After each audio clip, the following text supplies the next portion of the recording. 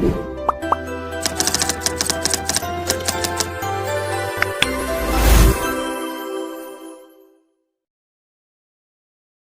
Students, welcome to learnigy maths and arts classes. आज इस video में मैं आपको simple interest exercise number 5A के रिमेनिंग क्वेश्चंस कराऊंगा। In the previous video I explained you up to question number 5। अगर आपने वो वीडियो नहीं देखी है तो लिंक आपको डिस्क्रिप्शन बॉक्स में मिल जाएगा। So today we will start from question number 6 question में क्या बोला है, in how much time will a sum of money amounts to 4/3 of itself at 13 whole 1/3% per annum. यहाँ पर पूछा है इन हाउ मच टाइम, आपसे पूछा जा रहा है कि आप टाइम की वैल्यू फाइंड करके बताओ कि कितना समय लगेगा सम ऑफ मनी को 4/3 ऑफ इटसेल्फ होने में। सम ऑफ मनी किसे कहते हैं? सम ऑफ मनी बोलते हैं प्रिंसिपल को। मैंने आपको ऑलरेडी प्रीवियस वीडियो में समझाया था, सम ऑफ मनी हो या मनी बोरोड होता है या लोन वर्ड आता है तो वो सब क्या होता है? प्रिंसिपल होता है। तो पी है ये। तो कितना है प्रिंसिपल बताया तो है नहीं, इन्होंने ये बोला सम ऑफ मनी जो भी थी, हमें नहीं पता कितनी थी, क्वेश्चन में तो बताया नहीं। वो कह रहा है जो भी सम ऑफ मनी थी वो अमाउंट हो जाएगी 4/3 ऑफ इटसेल्फ। अमाउंट क्यों बन जाएगी? क्योंकि भैया कुछ समय बाद उसमें ब्याज जुड़ जाती है, एक्स्ट्रा पैसा देना होता है। तो जो पैसे हमने उधार लिए थे वो पैसे अगर हम पे नहीं करते तो धीरे धीरे वो रकम जो हमने उधार ली थी वो बढ़ती रहती है, उसमें ब्याज लगता रहता है, इंटरेस्ट। ठीक है ना? तो ये कह रहा है कि sum of money becomes 4/3 times of itself, यानी सम ऑफ मनी प्रिंसिपल होता है। वो इन्होंने बताया नहीं, तो सबसे पहले आपको क्या करना पड़ेगा? मानना पड़ेगा कि प्रिंसिपल यहाँ दिया तो है नहीं। लेट से प्रिंसिपल इज x भी मान सकते हो, 100 मान सकते हो।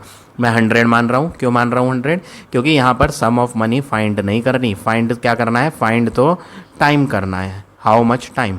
तो क्वेश्चन में अगर फाइंड करने वाली चीज़ फाइंड करने वाली चीज़ अगर होती है ना तो उसे लेट एक्स करते हैं। प्रिंसिपल हम यहाँ मान रहे हैं तो इसे एक्स क्यों नहीं मान रहे? एक्स मान सकते हैं, एक्स मान लेंगे तो गलत नहीं होगा। आप एक्स मान के भी कर सकते हो, आंसर बिल्कुल करेक्ट आएगा। लेकिन 100 लेने से ना कैलकुलेशन थोड़ी इजी हो जाती है, इसलिए मैं 100 मान रहा हूँ। और 100 उन क्वेश्चंस में मानना पड़ेगा आपको जिसमें उस वैल्यू को, पर्टिकुलर वैल्यू को जिन्हें आप लेट कर रहे हो, अगर वो फाइंड ना करनी हो। तो देखो यहाँ प्रिंसिपल को लेट कर रहे हैं। अब प्रिंसिपल लेट कर रहे हैं तो 100 क्यों माना? क्योंकि प्रिंसिपल फाइंड करना ही नहीं। एक्स तो तब मानने में फ़ायदा है जब हमें क्वेश्चन में पूछा जाता है कि प्रिंसिपल फाइंड करो। फाइंड तो टाइम करना है, इसलिए हम प्रिंसिपल को एक्स ना मान करके 100 मान रहे हैं। उससे हमारी कैलकुलेशन इजी हो जाएगी। तो मान लिया कि प्रिंसिपल जो था वो 100 रुपीज़ था, ठीक।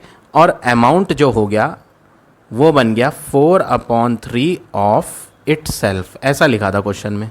अमाउंट कितना है? 4/3 ऑफ का मतलब जानते हैं आप, मल्टीप्लाई होता है। इटसेल्फ मतलब उस खुद का मतलब प्रिंसिपल का, कि प्रिंसिपल कितना था। यहाँ पे बात किसकी करी थी? सम ऑफ मनी की तो बात करी थी ना। तो ये इटसेल्फ कौन है? ये इटसेल्फ यही है, सम ऑफ मनी। तो सम ऑफ मनी क्या होता है? प्रिंसिपल। तो प्रिंसिपल कितना माना था? 100। इन्हें मल्टीप्लाई कर लो, 400/3। तो हमारे पास अमाउंट आ चुका है। तो हमें टाइम फाइंड करना था, प्रिंसिपल की ज़रूरत थी तो लेट करना पड़ा। लेट एक्स भी कर सकते थे बट हमने 100 माना क्योंकि प्रिंसिपल फाइंड करना ही नहीं है। तो हम उसको वेरिएबल ना माने, अल्फ़ाबेट ना माने। प्रिंसिपल में एक्स अल्फ़ाबेट नहीं लिया क्योंकि हमें प्रिंसिपल फाइंड करना ही नहीं है, इसलिए हमने उसमें एक नंबर माना, अल्फ़ाबेट नहीं माना। और नंबर क्या मानना है? 100 मानना है और कुछ नहीं मानना, ठीक है। अगर आप 100 मान के कंफ्यूज हो रहे हो तो एक्स से कर सकते हो, कोई फ़र्क नहीं पड़ता, ठीक है। अब अगला वर्क क्या करना है? प्रिंसिपल आ गया आपके पास 100, अमाउंट आपने बना दिया। आप अमाउंट का फार्मूला जानते हो, आप अमाउंट का फार्मूला लिखो। अमाउंट क्या होता है? Amount is equal to principal plus interest. Amount के नीचे आप अमाउंट का आंसर लिख दो। What is the answer of amount? Amount का आंसर है 400/3 इक्वल टू, प्रिंसिपल की बात करें तो प्रिंसिपल का आंसर कितना है? वो हमने लेट करा था 100, प्लस इंटरेस्ट की बात करें, इंटरेस्ट हमारे पास है ही नहीं तो इंटरेस्ट को आई ही लिख दो क्योंकि हमारे पास उसका आंसर नहीं है। ये 100 इधर ले आओ तो माइनस हो जाएगा। तो 400/3 माइनस 100 इक्वल में रह जाएगा आई। इस 100 के नीचे कुछ नहीं है तो 1 ले लेंगे, एलसीएम लेके इन्हें सब्ट्रैक्ट करेंगे। तो 400 माइनस 1 के टेबल में 3 कितनी बार आएगा? 3 बार। 3 को 100 से करेंगे तो क्या बन जाएगा? 300 इक्वल में क्या है? आई। नेक्स्ट वर्क क्या करेंगे? 400 और 300 को माइनस करेंगे तो माइनस करके क्या आ जाएगा? 100/3 इक्वल टू आई। तो इंटरेस्ट हमने फाइंड कर लिया। इंटरेस्ट क्या होता है? एक्स्ट्रा मनी जो हमें पे करनी होती है, ब्याज। इंटरेस्ट आ गया। फाइंड क्या करना था? टाइम। एक चीज़ और दी थी क्वेश्चन में, परसेंटेज। परसेंटेज क्या होता है? रेट का परसेंट है ये, आर की वैल्यू कितना परसेंट? 13 whole 1/3% per annum. इसको आप मिक्स्ड को बदल लो, 13 3 जा 39 प्लस 1 करेंगे तो 40/3%। तो रेट ऑफ इंटरेस्ट भी आ गया। अब हमारे पास आर भी है। आई का आंसर हमने खुद फाइंड कर लिया, प्रिंसिपल लेट किया था जिसके कारण अमाउंट भी पता चल गया था। अब हमें टाइम फाइंड करना था, तो टाइम का फार्मूला कैसे लिखेंगे? मैंने आपको बोला था चाहे पी का फार्मूला हो, चाहे आर का फार्मूला हो, चाहे टी, ये तीन चीज़ P R T. P R और टी के तीनों के फार्मूले में न्यूमरेटर तो सेम रहता है, ऊपर सब में क्या आना है? 100 इंटू आई अपॉन के ऊपर। इसमें भी 100 इंटू आई, इसमें भी अपॉन के ऊपर 100 इंटू आई। अब ऊपर तो सब में सेम है, चाहे पी का फार्मूला हो, चाहे आर का, चाहे टी का। अब बात करें डिनोमिनेटर की, तो डिनोमिनेटर में क्या लेना चाहिए? डिनोमिनेटर में आपको पी का फार्मूला है तो पी को छोड़कर आर और टी रह जाता है, तो आर मल्टीप्लाई टी, उन दोनों का प्रोडक्ट लेना है जो बच जाते हैं। आर का फार्मूला है तो आर को छोड़ दो, तो बाकी दो बचे हुए का प्रोडक्ट पी और टी का। टी का फार्मूला लगाएंगे तो टी को छोड़ दें, पी का और आर का प्रोडक्ट। तो टाइम फाइंड करना था इस क्वेश्चन में, तो टाइम का ये फार्मूला यूज़ करेंगे, 100 into I upon P into R. 100 multiply interest. Interest क्या है? 100/3 upon P into R. P principal 100 into R rate percent 40/3। अगला वर्क क्या करें? अपॉन के नीचे इस नंबर में भी अपॉन ले लो, क्योंकि इसमें अपॉन है तो इसमें भी अपॉन ले लो। अब अगला वर्क क्या करेंगे? ये जब ऊपर आएंगे ना तो ये रेसिप्रोकल हो जाएंगे दोनों के दोनों, तो ऊपर वाले नंबर तो ऐसे ही लिख दो, 100 इंटू 100/3 इंटू 40/3 का उल्टा 3/40। इसी तरह इसको भी ऊपर लाओगे तो ये भी उल्टा हो जाएगा, तो 100/1 का उल्टा 1/100। ये 100 और ये 100 कैंसिल, 40 की लास्ट की 0 और इसकी लास्ट की 0 कैंसिल, 3 से 3 कैंसिल, बचा 4। इस 4 से इसको काटो तो 2 के टेबल से कट जाएंगे दोनों, 2 5 जा 10, 2 2 जा 4। तो बचता क्या है? 5/2। ये फाइंड क्या करा था? T. T stands for time. Time किस में आएगा? ईयर्स में, क्योंकि रेट जो था ना पर एनम था, तो टाइम किस में आया? ईयर। आप इसे मिक्स्ड में बदल दो। जब आप इसे मिक्स्ड में चेंज करोगे ना तो 2 2 जा 4 होता है, रिमाइंडर 1 बचेगा। वो 1 रिमाइंडर ऊपर आ जाएगा और नीचे डिवाइड बाय 2, क्या ये क्या था? 2 था ना, तो नीचे सेम रहना है। तो इतने ईयर्स आ गए। अब जब मिक्स में कर लेते हो तो इसको ईयर और मंथ में कन्वर्ट कर दो। तो होल वाला पार्ट जो है ना, इंटीजर वाला पार्ट, इंटीग्रल पार्ट, ये कहलाता है इंटीजर पार्ट, और ये कहलाता है फ्रैक्शनल पार्ट। इंटीग्रल पार्ट और फ्रैक्शनल पार्ट। तो इंटीग्रल पार्ट को तो ईयर्स लिख दो, 2 तो ईयर्स है, और जो 1/2 था ना वो मल्टीप्लाई बाय 12 करो, ताकि वो क्या बन जाए? ईयर से कन्वर्ट होके मंथ। तो जो फ्रैक्शन था उसको मंथ में कन्वर्ट करा। 2 कितने जा 12, 2 6 जा, तो आपका आंसर क्या आएगा? 2 ईयर 6 मंथ। तो ये हो गया आपका फाइनल आंसर क्वेश्चन नंबर 6 का। तो इस तरह से आप ये क्वेश्चन नंबर 6 करेंगे। अब आ जाते हैं नेक्स्ट क्वेश्चन पे, क्वेश्चन नंबर 7।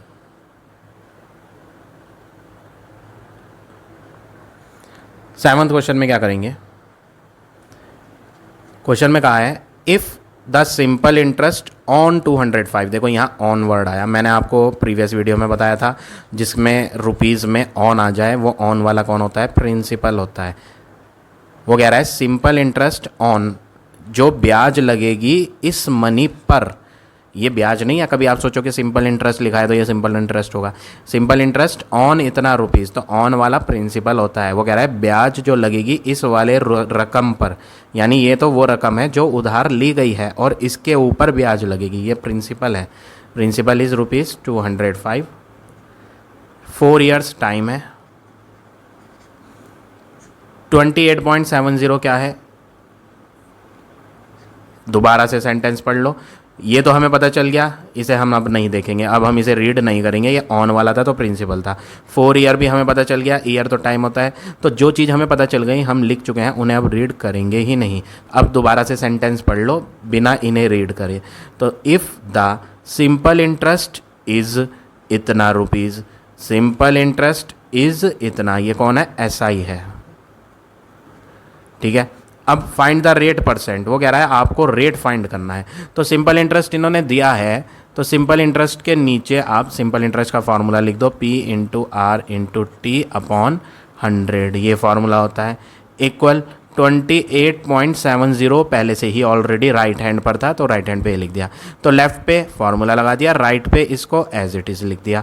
अब अगला वर्क क्या करेंगे, P में P की वैल्यू रखो 205, रेट फाइंड करना था तो है ही नहीं हमारे पास, आर ही रहने दो, T time 4 year upon 100 equal 28.70 है। अगर मैं इसका पॉइंट हटाऊं तो नीचे डिनोमिनेटर में कोई नंबर तो है नहीं, जिसमें डिनोमिनेटर में कुछ नहीं होता वहाँ पर एक्चुअल में क्या होता है 1 होता है। तो पॉइंट हटाने से राइट हैंड पर पॉइंट के बाद कितनी डिजिट्स हैं 2, तो 2 0 आ जाएंगी, 1 0 ये और ये कट जाएगी।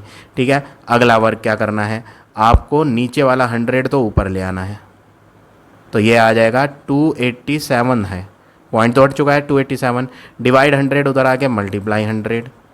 इसी तरह ये जो नंबर इधर लिखे हैं आर के साथ मल्टीप्लाई में जितने भी नंबर हैं वो इधर आएंगे डिवाइड में, तो अपॉन में पहले से एक नंबर था क्या 10, ये तो लिखना ही लिखना है अपॉन के नीचे वाला। अब इधर से 2 नंबर और आ जाएंगे नीचे, 205 भी आएगा और 4 भी आएगा, और इधर क्या रह जाएगा, इधर रह जाएगा आर। सारे नंबर हटाने के बाद सिर्फ आर बचेगा यहाँ, 1 0 नीचे 1 0 ऊपर कट कर सकते हैं आप, 5 के टेबल से दोनों कट कर सकते हैं आप, 5 2 जा 10, 5 4 जा 20, 5 1 जा 5। अब 41 का टेबल पूरा पढ़ेंगे, 7 बार कट जाएगा। अगर आप 41 7 जा करोगे ना तो 287 ही आएगा। तो आपका बचा क्या, 7 ऊपर बचा, 7 मल्टीप्लाई 2 भी बचा अपॉन 4, इन्हें और कट कर लो तो बच रहा है 7 अपॉन 2। तो 7 डिवाइड बाई 2 जब आप करोगे तो 3.5 आंसर आएगा। ये रेट आया है, रेट की पहचान होती है कि वो परसेंटेज में होता है। तो फाइनल आंसर आपका रेट का क्या हो गया, 3.5%। तो ये था आपका क्वेश्चन नंबर 7। अब आ जाते हैं नेक्स्ट क्वेश्चन पे, question number 8।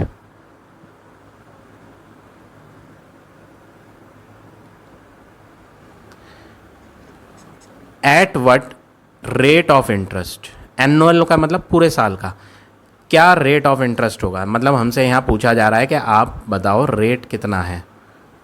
Some of money amount to इतना ऑफ इटसेल्फ, देखो ये तो वही क्वेश्चन आ गया जो मैंने आपको 6 में बताया था अभी अभी थोड़ी देर पहले, 6 क्वेश्चन में बताया था ना। सम ऑफ मनी क्या होती है, प्रिंसिपल। वो कह रहा है जो प्रिंसिपल था, प्रिंसिपल मतलब जो उधार लिया गया था, वो अमाउंट हो जाएगा इतना टाइम्स ऑफ इटसेल्फ। तो सम ऑफ मनी क्या होती है, सम ऑफ मनी तो उधार लेने वाले पैसे होते हैं। तो कहीं बताया थोड़ी कि सम ऑफ मनी क्या है, कहीं लिखा है कि कितने रुपीज़ थी सम ऑफ मनी, नहीं लिखा। तो लेट करो, क्या मान लो कि प्रिंसिपल जो है x भी मान सकते हो 100 भी। मैंने पिछले क्वेश्चन में आपको 100 एज्यूम कराया था, तो यहाँ भी आप क्या कर लो 100, क्योंकि हमें प्रिंसिपल को फाइंड करना ही नहीं। अगर हमें पूछता कि फाइंड करो प्रिंसिपल, तो हम प्रिंसिपल को 100 ना मान के एक अल्फ़ाबेट मानते x। जब यहाँ प्रिंसिपल पूछ ही नहीं रहा, रेट पूछ रहा है, तो प्रिंसिपल को हम 100 माने, वो इजी पड़ता है। ठीक है, x मान के भी कर सकते हो। ठीक है, तो p बराबर 100 हो गया। अब ये तो सम ऑफ मनी हो गई, प्रिंसिपल। अमाउंट्स टू इतना, ये कौन है, ये तो अमाउंट है, तो लिख दो अमाउंट। अमाउंट इक्वल टू क्या है, 17/16 ऑफ इट सेल्फ, ऐसा लिखा था क्वेश्चन में। तो 17/16 तो ऐसे ही रहेगा, ऑफ का मतलब मल्टीप्लाई, इट सेल्फ मतलब वो खुद, कौन खुद, प्रिंसिपल, यानी यहाँ पे क्या लिखना है 100। अब 4 के टेबल से कट करोगे तो ये आएगा 25 बार, 4 के टेबल से इसे कट करोगे तो ये आएगा 4 4 जा 16। अब कट होगा नहीं, तो जब कट होगा ही नहीं तो आपको मल्टीप्लाई करनी पड़ेगी, किसकी, 17 की और 25 की। तो 17 इंटू 25 करोगे तो बन जाएगा 425/4। ये कौन आया, ये आया अमाउंट। ठीक है, अब आपको आगे क्या दिया है, 2 ईयर एंड 6 मंथ। हम ये अच्छे से जानते हैं, 2 ईयर 6 मंथ, ईयर और मंथ आ रहा है तो ये कौन है, ये टाइम है। हम अच्छे से जानते हैं ईयर और मंथ क्या बताते हैं, टाइम बताते हैं। तो हम ये जो है ना, ईयर और मंथ दोनों आ रहे हैं, हम इनको बदल के खाली ईयर में कर लेते हैं। तो खाली ईयर में करने के लिए 2 को तो सही है तो होल में लिखो, जो मंथ है ना उसको डिवाइड बाय 12 कर दो, तो 2 होल 6 डिवाइड बाय 12। तो पहले ये ईयर और मंथ दोनों थे, अब ये खाली ईयर है। तो सही वाला जो ईयर था वो होल में आ गया और 6 को डिवाइड बाय 12 कर दिया। अब मैंने आपको प्रीवियस वीडियो में भी सिखाया था कि जब आप इन्हें कट करें तो बहुत केयरफुली कट करना है, क्या कि ये 6 और 12 कट जाएंगे, 2 से कट करने की गलती ना करें। ये जो होल वाला होता है ना, ये कभी नहीं कटेगा। तो हमें न्यूमरेटर और डिनोमिनेटर कट करना है। 6 1 जा 6, 6 2 जा 12। तो टाइम आ रहा है 2 होल 1/2 ईयर, और इन्हें अगर आप बदलो तो ये आ जाएगा 5/2 ईयर। ये टाइम आ गया। तो हमारे पास टाइम आ गया, अमाउंट आ गया, प्रिंसिपल हमने मान लिया था, 3 चीज़ आ गई। अमाउंट का फॉर्मूला लगाओ। जब भी आपको क्वेश्चन में अमाउंट का आंसर पता हो ना, तो आप तुरंत बिना सोचे अमाउंट का ही फॉर्मूला लगाओ। तो अमाउंट पता है तब भी हम अमाउंट का फॉर्मूला लिखेंगे। Amount is equal to P + I। Amount के नीचे आप अमाउंट का आंसर लिखो। अमाउंट का आंसर क्या है? 425/4 इक्वल, प्रिंसिपल की बात करें, प्रिंसिपल क्या है? 100 प्लस I इंटरेस्ट। इंटरेस्ट कहीं है ही नहीं, तो इंटरेस्ट को I ही लिखे रहने दो, ये हम फाइंड करेंगे। 100 इधर ले आओ तो माइनस हो जाएगा, तो 425/4 तो ऐसे ही आएगा। प्लस का 100 इधर आ गया, माइनस का 100 इक्वल में रह जाएगा I। इसके नीचे 1 ले लो। 4 और 1 का एलसीएम क्या होगा? 4। 4 के टेबल में 4 कितनी बार जाएगा? 4 1 जा। 1 की 425 से करेंगे तो 425। 1 के टेबल में 4 कितनी बार आएगा? 4 जा। 4 × 100 करेंगे तो क्या आएगा? 400 इक्वल टू I। अगला बार क्या करें? इन्हें माइनस करें। माइनस करके आएगा 25/4 इक्वल I। ये इंटरेस्ट आ गया। अब फाइंड क्या करना था? Rate R। तो रेट का फार्मूला हो, मैंने बताया था, चाहे P का हो फार्मूला, चाहे R का फार्मूला, चाहे T का, तीनों में से किसी का भी फार्मूला होगा, ऊपर तो 100 × I आता है। अब क्योंकि ये R का फार्मूला है तो R को छोड़ दो, बाकी 2 अल्फ़ाबेट P T, प्रिंसिपल और टाइम। रेट का फार्मूला लगाने के लिए P और T को मल्टीप्लाई, 100 ऐसी मल्टीप्लाई इंटरेस्ट क्या है? 25/4 अपॉन प्रिंसिपल क्या है? 100। टाइम की बात करें, टाइम यहाँ हमने बनाया था टाइम 5/2। अब क्या करें? ये दोनों डिनोमिनेटर वाले ऊपर लाएं और उल्टा कर दें। तो हम क्या करेंगे? रेट बराबर 100 × 25/4, ये तो सही है। बाकी दो ऊपर लाओगे तो 100/1 का उल्टा क्या होगा? ये 100/1 है, तो इसका उल्टा ऊपर आकर क्या होगा? 1/100 इंटू 5/2 का उल्टा क्या होगा? 2/5।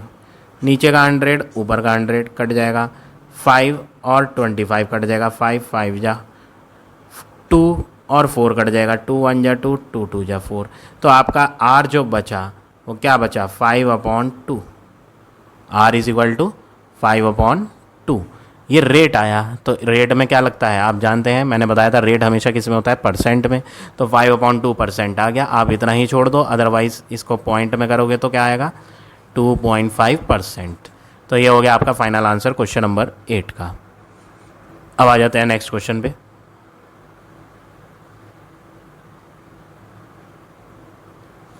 Question number 9। 9th क्वेश्चन में क्या करना है?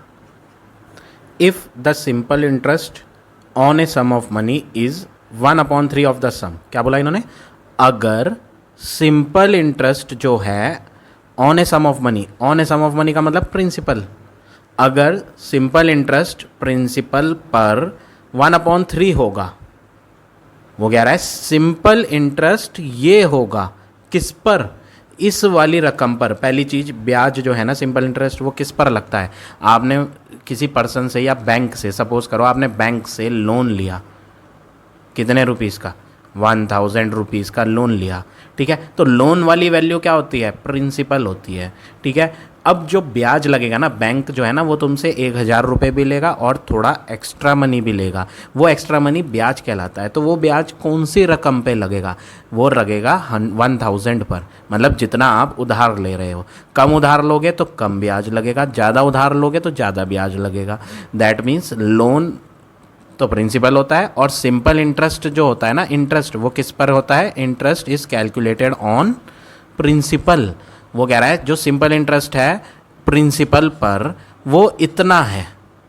तो ये कौन है? ये तो सिंपल इंटरेस्ट है। उसने बोला ना on a sum of money, क्या मतलब? प्रिंसिपल। प्रिंसिपल कहीं लिखा है कि कितने रुपीज़ है ही नहीं। तो मान लिया जाए कि प्रिंसिपल क्या है? 100 रुपीज़। एक्स नहीं माना, एक्स तो तब मानता जब मुझे फाइंड करना होता है प्रिंसिपल। देखो फाइंड क्या करना है? Find the rate of interest. जब रेट फाइंड करना है, प्रिंसिपल फाइंड करना ही नहीं, तो फिर हम एक्स क्यों माने? हम तो 100 मानते हैं, वैल्यू लेंगे हम, ठीक है। अब वो कह रहा है कि जो सिंपल इंटरेस्ट है SI वो क्या है? इक्वल में लिखेंगे हम क्वेश्चन ने क्या कहा है कि जो सिंपल इंटरेस्ट है on a sum of money is means है, क्या है वो, 1/3 of the sum. Simple interest is 1/3 of sum. सम मतलब प्रिंसिपल, सम किसे कहते हैं, प्रिंसिपल को कहते हैं। प्रिंसिपल क्या ले रखा है, 100, ऑफ का मतलब मल्टीप्लाई 1/3, तो SI कितना आ गया, 100/3। प्रिंसिपल हो गया 100, सिंपल इंटरेस्ट तुमने बना लिया। आगे क्या दिया था, 3 ईयर्स, ईयर्स क्या होता है, टाइम। वो पूछ रहा है फाइंड द रेट, तो रेट क्या होता है, रेट का फॉर्मूला होता है R = 100 × I upon P × T। क्योंकि ये फार्मूला R का है तो बचता क्या है, R के साथ दो चीज़ और होती हैं, P, R एंड T। तो R का फार्मूला जब लिखोगे तो P और T बचेंगे, वो नीचे आ गए। अब वैल्यू डाल दो, 100 × इंटरेस्ट, इंटरेस्ट कितना आया था, सिंपल इंटरेस्ट था 100/3, फिर अपॉन प्रिंसिपल कितना था 100, टाइम क्या था 3। अगला वर्क क्या करें, नेक्स्ट वर्क ये करें, आप इनके नीचे अपॉन में चाहे तो 1 मान लें और फिर इन्हें ऊपर ले आएँ और उल्टा कर दें, जैसे मैंने प्रीवियस क्वेश्चन में बताया था। अदरवाइज़ ये 2 अपॉन ना बना के एक ही अपॉन बड़ा करके बना दें, आपको उससे कन्फ्यूज़न होगा। आप फिलहाल ऐसे ही समझो जैसे मैंने प्रीवियस में बताया था, क्या कि जो अपॉन है फार्मूले में जो अपॉन है उसके ऊपर भी फ्रैक्शंस आ रहे हैं, तो हम उसके जैसा दिखने वाला नीचे भी फ्रैक्शन बना के इन्हें ऊपर ले आए तो उल्टा हो जाएगा।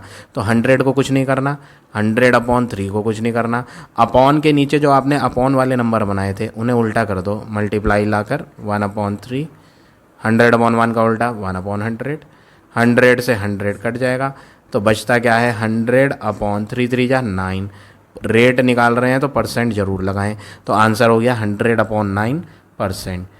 आप इसे चाहें तो मिक्स्ड में कर लें, अगर आप इसे मिक्स्ड में करोगे तो 9 से 10 को डिवाइड करो, 9 1 जा 9, रिमाइंडर 1, 1 को इसमें ले लोगे तो 1 और 0 क्या हो जाएगा 10, फिर दोबारा 10 को 9 के टेबल से करो, 9 कितने जा 9 1 जा 9, रिमाइंडर 1 बचेगा, वो 1 रिमाइंडर ऊपर लग गया और नीचे 9, तो 11 होल 1/9% आंसर आ गया। तो ये हो गया आपका फाइनल आंसर क्वेश्चन नंबर 9 का। तो आप चाहे तो इसे मिक्स्ड में कर लें और अगर मिक्स्ड में नहीं करना चाहते तो इम्प्रॉपर ही रहने दें। अब आ जाते हैं लास्ट क्वेश्चन पे, रिमेनिंग क्वेश्चंस हम बाद में करेंगे, तो आज हम 10 तक ही करेंगे। तो ये आज का लास्ट क्वेश्चन है, if a sum of money becomes 915। पहली बात तो सम ऑफ मनी क्या होता है, सम ऑफ मनी होता है प्रिंसिपल, बिकम्स का मतलब बन जाती है। प्रिंसिपल तो वो होते हैं जो उधार लिया जाता है, प्रिंसिपल मीन्स लोन।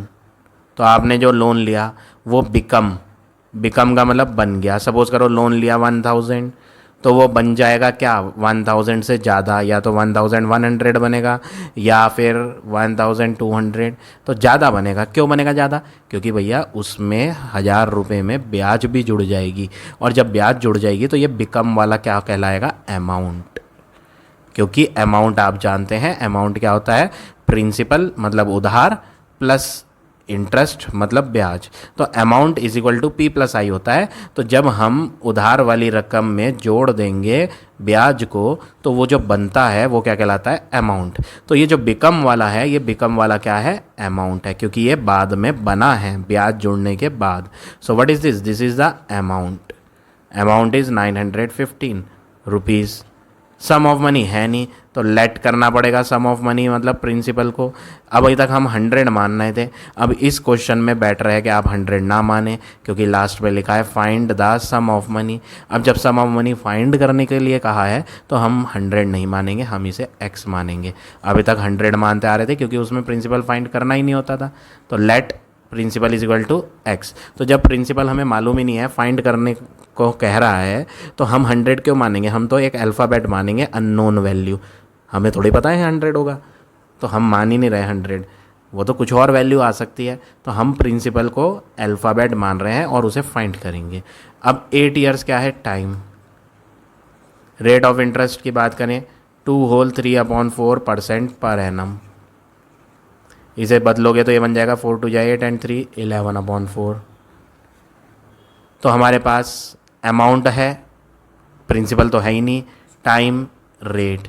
अमाउंट है ना, जब भी आपके पास अमाउंट हो, मैंने पिछले क्वेश्चंस में भी बताया अभी कि अमाउंट जब भी आपको पता हो तो आप तुरंत अमाउंट का फार्मूला लगाओ, अमाउंट = P + I। अमाउंट के नीचे आप अमाउंट का आंसर लिखो, कितना है 915। इक्वल प्रिंसिपल के नीचे आप प्रिंसिपल एक्स माना था प्लस आई इंटरेस्ट, कहीं है क्या इंटरेस्ट? है ही नहीं। जब इंटरेस्ट है ही नहीं तो हम इंटरेस्ट नहीं लिखेंगे, हम इंटरेस्ट का फॉर्मूला लिखेंगे। आई हटा दिया और आई का फॉर्मूला लिख दिया P into R into T upon 100, क्योंकि हमारे पास ना तो प्रिंसिपल था और ना इंटरेस्ट। तो जब दोनों ही नहीं है तो हम प्रिंसिपल तो लेट वाली वैल्यू लिख रहे हैं और इंटरेस्ट में क्या कर रहे हैं, फॉर्मूला लगा रहे हैं, क्योंकि आई का आंसर भी नहीं था। अब अगला वर्क क्या करेंगे, 915 ऐसे ही इक्वल ऐसे ही एक्स प्लस पी में क्या डालोगे एक्स, आर में क्या डालोगे 11 ऊपर 4 नीचे, तो P multiply R multiply time की बात करें, टाइम क्या है 8 अपॉन यही वाला बड़ा कर दो, जो अपॉन पहले खींचा था इसी को बड़ा कर दो, तो P into R into T upon के नीचे क्या आ जाएगा 100। ये मैं दोबारा बनाता हूँ सही से, अपॉन में 100 आ जाएगा। अब 4 और 100 अलग अलग नंबर थे तो इनके बीच में क्या डाल दो, मल्टीप्लाई, 4 से 8 कट जाएगा 2 जा, तो आपके पास बचता क्या है। मैं 100 को 2 से नहीं कट कर रहा, बाद में करूँगा। 100 नीचे डिनोमिनेटर में आसान रहता है सॉल्व करना, तो हम ऐसे ही लिख देते हैं 915 बराबर x प्लस 11 इंटू 2 करोगे तो 11 2 जा 22 और साथ में x होगा तो 22x अपॉन में क्या है 100। इसके नीचे कुछ नहीं तो इसके नीचे क्या डालो 1 और 100 का एलसीएम लो, तो 1 और 100 का एलसीएम क्या होगा 100। 1 के टेबल में 100 कितनी बार आएगा 100 जा 100 इंटू एक्स करोगे तो क्या बनेगा 100x प्लस 100 के टेबल में 100 कितनी बार आएगा 1 बार। 1 को 22x से मल्टीप्लाई करोगे तो क्या बनेगा 1 into 22x is equal to 22x और इक्वल में क्या रह जाएगा 915। अब ये जो डिवाइड में है ये इधर आ जाएगा, तो डिवाइड वाला नंबर इधर आके क्या होगा मल्टीप्लाई, तो 91500 100 से मल्टीप्लाई करके 2 0 लग जाती है, इसलिए मैंने इसे 100 को कटवाया नहीं था, क्योंकि अगर यहाँ हम कट करते तो कुछ और नंबर आता, फिर हमें 915 से उस नंबर की मल्टीप्लाई रफ में करके देखनी पड़ती। अब 100 से तो नहीं करके देखनी पड़ी ना, सीधा सीधा 0 लगा दी, इसलिए मैंने कट नहीं करा था। 100x प्लस 22x करेंगे तो क्या बन जाएगा 122x। अब x को अकेले बनाने के लिए ये जो 122x के साथ यहाँ मल्टीप्लाई हो रहा है तो उधर डिवाइड हो जाएगा, 91500 डिवाइड 122 इक्वल टू में क्या रह जाएगा x। अब इन्हें आप सेम टेबल से कट करो, 2 से कट कर लेते हैं, 2 6 जा 12, 2 1 जा 2, इसे भी कट करते हैं, 2 4 जा 8 रिमाइंडर 1, 2 5 जा 10 रिमाइंडर 1, 2 7 जा 14 यहाँ भी रिमाइंडर 1, यहाँ हो जाएगा 10, 2 5 जा 10 और 0 ऐसी। अब ऊपर आ रहा है 4575, इसको अगर हम डिवाइड करें 61 है नीचे, 61 के टेबल से तो पूरा पूरा कट जाएगा। 61 के टेबल में ना ये आप रफ में डिवाइड कर लेना, कितना पूरा पूरा जाएगा 75 बाहर जाएगा, लास्ट की एक जो 0 रह जाएगी वो लास्ट में लगा देंगे, तो आंसर आ जाएगा 750। किसका आंसर आया 750? एक्स का आंसर। ये एक्स क्या था, एक्स तो प्रिंसिपल था, तो प्रिंसिपल मतलब सम ऑफ मनी, प्रिंसिपल क्या होता है सम ऑफ मनी, तो क्वेश्चन में फाइंड क्या करना था सम ऑफ मनी, यानी कि सम ऑफ मनी एक्स थी और आंसर कितना है 750। तो ये हो गया आपका फाइनल आंसर क्वेश्चन नंबर 10 का। तो आज हम इतने ही क्वेश्चन करेंगे। आई होप आज का पढ़ाया हुआ टॉपिक आप सबको समझ आ गया होगा। If you like my way of teaching then please like, comment और शेयर जरूर करें। In the next video I will give you remaining question of this exercise.